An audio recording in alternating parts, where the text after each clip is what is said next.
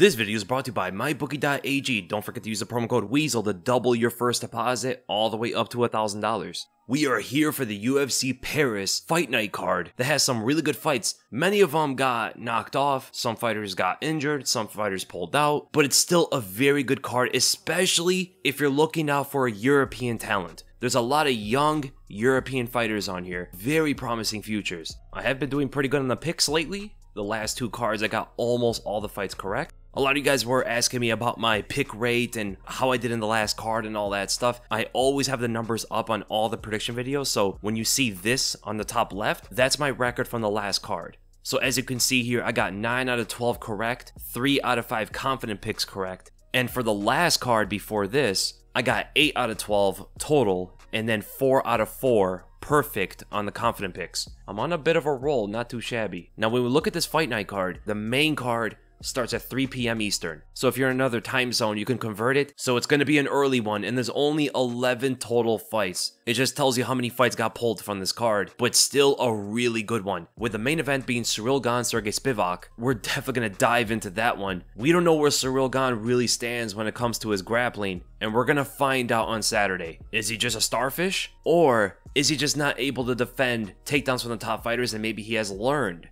Because he doesn't have that much experience in MMA. Manon Fiorot versus Namajunas. This is a big fight. Winner of this has a stake to a title shot. Rose is coming up from 115 to 125. She said that she's gotten so big that she can't cut down to 115 and is walking around at 135. Which is fairly big for a strawweight. Benoit St. Denis versus Thiago Moises is a decent fight. Two good grapplers. Volkan Oezdemir versus Bogdan Guskov already gives me goosebumps, man. I can't wait for this one. Two guys with extraordinary power, especially from Guskov. I don't know what happened to Volkan's power. When he came into the UFC, he was bonking people in the head and they were just going down. And now he's only winning fights by decision. As for Guskov, this guy's finished all of his wins. Coming from Uzbekistan, you have Farid Basharat on the card. Nora Connolly, I apologize if I pronounced that wrong. She's an interesting prospect for the bantamweight division because we all know that division needs something going on over there. Rhys McKee is back. If you guys don't remember Rhys McKee, he's the welterweight that got smoked on Hamzat's weak turnaround. He's been on a win streak at Cage Warriors, and now he's back. And he has a very difficult fight in his hands against Anže Lusa. And this is how I ultimately see the rest of the card going. My picks are, I got Thiago Moises out grappling Benoit, who's also a very good grappler. I wouldn't be surprised if this goes to a decision. I think William Gomez is way too long, way too big, way too precise, and should win that fight by a decision. He is very difficult to handle. Morgan Sharir, I'm sorry with these names. I think his patience and power, combined with good kicking dexterity, should be able to get by Zacchini, and I see him winning the fight by a decision. Zacchini has a very awkward style though. Gosh, is that his name, dude? I'm going with Taylor Lapilis over Colin Lafron. Just Taylor's ability to backstep for counters and use a very good jab, also probing his lead hand out there from the opposite stance, should be able to line up some good shots for himself. His footwork is eons ahead of Colin's. Colin, though, is very powerful. He has an extremely awkward, standing his ground kind of style. I mean, this guy will not move. With the way that he fights, I wouldn't be shocked if he tried to stand off with a moving car. Knowing him, he could probably punch right through it too. That's how hard this guy hits. So that's going to be an interesting one to see how it goes down. I think Anže Lusa should be able to outdamage Rhys McKee in a 3-rounder. He's a bit more dynamic with everything. Sometimes he does get out of position with strikes, and that's where Rhys McKee could use some of his counters. He's a very tall guy and should be able to get out of range from some of Lusa's shots, but at the end of the day, I don't like Rhys McKee's boxing defense too much. Nora Connolly, she's so powerful and aggressive. I don't know if Edwards is going to be able to contest it. And that's very much true for a lot of these female fighters at the lower levels of the UFC. As long as they got aggression and power, they should be able to win. Farid Basharat, I'm expecting him to look really good against Rodriguez, and I do match the odds on this one. Farid Basharat is like a minus 290. I 100% agree with it. This guy is good. And I think Cavalcanti should take that very dim torch from Zara Farron. And with that, I'm going to say the prospect of the night is for sure Farid Basharat. He's undefeated, he's very well rounded, he has great takedown defense, great technical striking, extremely confident with his ability to get away from shots and counter. His footwork is excellent, very athletic. This guy is a problem. The fighter of the night is, of course, Ciryl Gane. Some might point to Rose just for her coming up to 125, but Ciryl Gane is the star of the show. That arena is going to be cheering for this guy. Just like last time, they were super excited about him. And I can imagine how the fans are going to be so electrifying again. The stake of the night, the fighter that's in hot waters, is 100% Zarah Fairn. She's on a 3-loss streak. She's 36 years old. I wouldn't be surprised if she retired after this. It's at Paris too, so it would be, win or lose, the best place to retire for her. If she wants to keep going, I don't know how she sticks longer losing to Cavalcanti. The banger of the night, the most explosive fight, 100% don't look further than Volkan Oezdemir versus Bogdan Guskov. That is going to be an explosive fight. I cannot wait. And then the fight of the night, the best fight on the card overall, I actually think is the co-main event. Manon Fiorot versus Rose Namajunas. Rose is going to have to show something differently this time, especially against a much bigger opponent, and showcase all of her skills. She's not going to be boring. I don't see that happening. I don't see how she's going to try to make this boring like last time. I think that was more of one-off. Rose is usually pretty exciting, and Manon Fiorot is powerful. She also comes from a traditional martial art background, and I think we're going to see some really cool stuff out there. I can only expect Rose brings the fight to her. And with that, we're going to go right to our first fight, Volkan Oezdemir versus Bogdan Guskov. So Volkan hasn't been doing so well lately, but he's only lost to the best, right? He's not losing to any scrubs, and he's been going up against lethal newcomers in the UFC, just like Yuri Prochazka. Right now he's going up against Guskov, who trains with Johnny Walker, I believe. So you already know what this guy's going to be bringing. And we know a lot about Volkan, but we don't know much about Guskov, and I'm really excited to talk to you guys about him. But firstly, we know Volkan's a striker. His takedowns are nearly non-existent. He attempts them to mix it up, but rarely do they ever succeed. He started off as a power puncher, but nowadays he's more of a volume puncher, often going to a decision. And his pace has become slower and slower as his UFC career has unfolded. And I think that could be a bit of an issue for him when he goes up against Guskov, because Guskov's power is terrifying.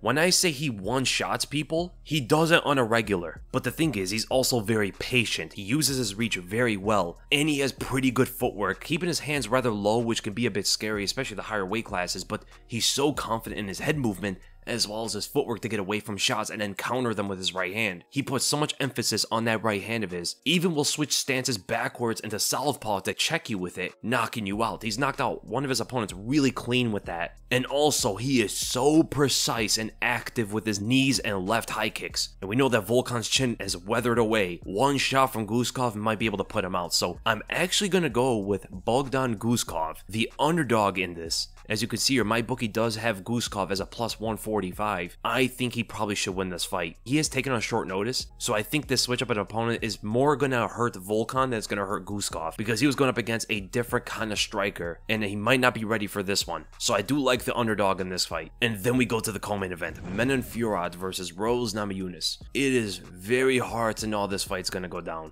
because we've never seen Rose at 125 before. She was never known to be a big 115 pounder. So for her to go up to 125 and fight the biggest fighter in that weight class for her debut there, it might just prove to be too much, right? The size, the strength.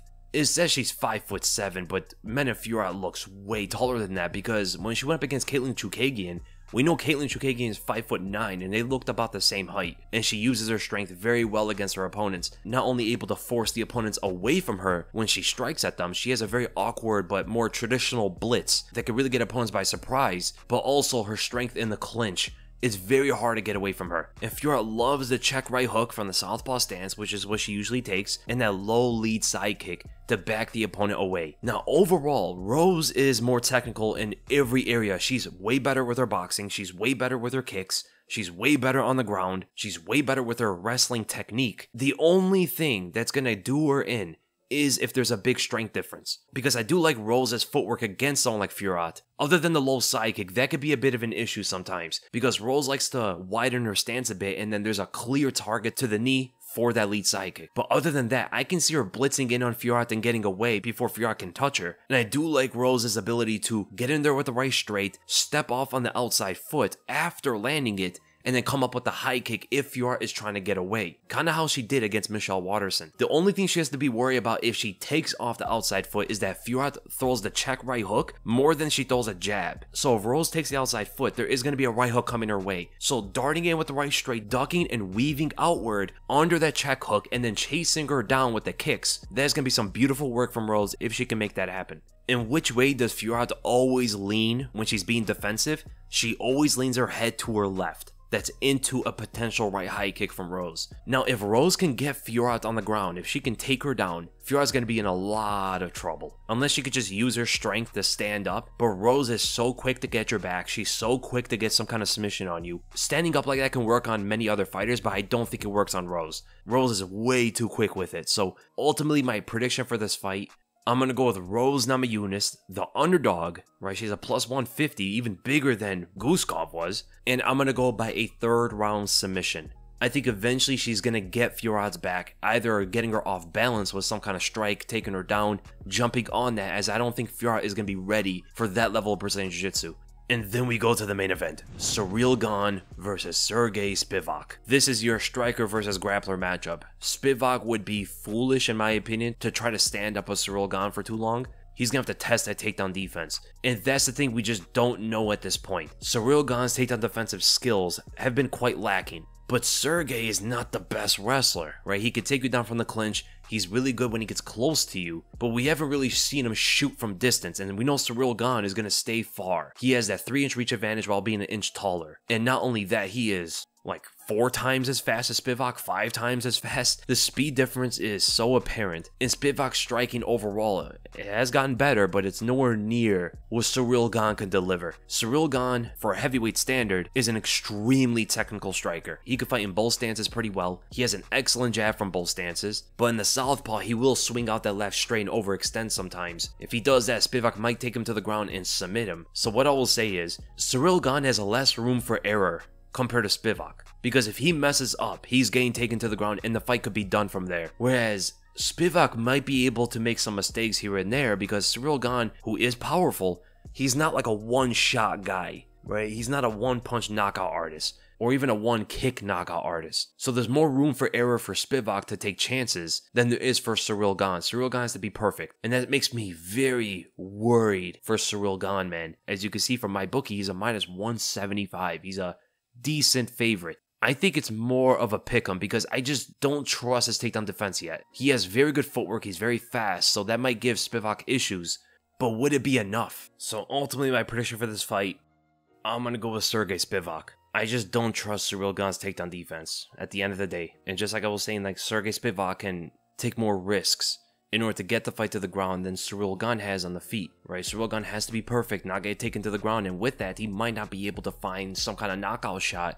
because he's being so careful. And I think at some point the fight's gonna hit the ground, and it only takes one. So I'm taking another underdog here, Sergei Spivac, as a plus 136. So as you can see, there are some really good odds on this card, and you have to go to mybookie.ag as they have the best lines. So Ciryl Gane is a pretty decent favorite going into the main event. A lot of people do like the wrestling and the grappling from Sergei Spivac that can further exploit what we already seen from Gane's grappling defense. That's an interesting one to look at. Also, Manon Fiorot being a pretty sizable favorite over Rose, that could be a bit back and forth. It's a lot of the skill from Rose versus more of the physicality of Manon Fiorot. Benoit St. Denis is also a favorite against Thiago Moises. That's another one I do disagree with. They're both very good grapplers, but I think Thiago might be a higher level. I'm also going with Bogdan Guskov against Volkan Oezdemir. You never really know what happens in this because we did see Bogdan get knocked out before. He got knocked out once in his career and it was stemmed off the fact he doesn't pick his hands up. Something similar can happen as well. So I would recommend watching more fights between them two. Morgan is a huge favorite against Zacchini, but I would say the best favorite to bet on the card is probably Cavalcanti. She's the biggest favorite, and with that, I do think that she should win. So there's a lot of fighters to pick on right now, but there's also live bets. Live bets for people that are better at picking a winner while watching the fight unfold. You can bet live while the fights are going on. So if you're not sure before the fight happens on who's going to win, you can watch the fights live for maybe a round.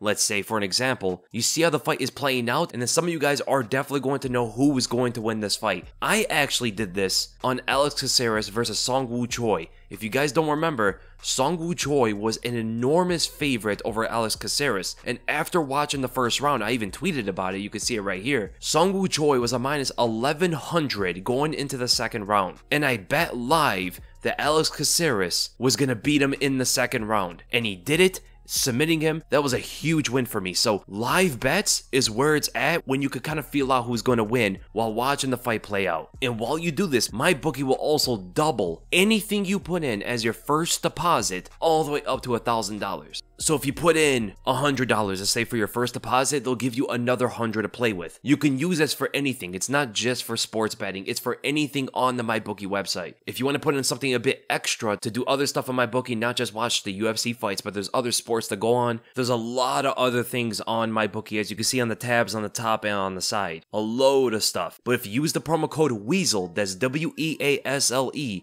MyBookie will double that first deposit and you can use it anywhere. It's going to come with a rollback withdrawal requirement that most of these operate with. So there's a lot of good fights to bet on. Remember to go to mybookie.ag where you can win big. And I hope you guys enjoyed the predictions, and if you did, make sure to give this a thumbs up. If you enjoyed my content, make sure to subscribe, and I'll see you guys in the next video.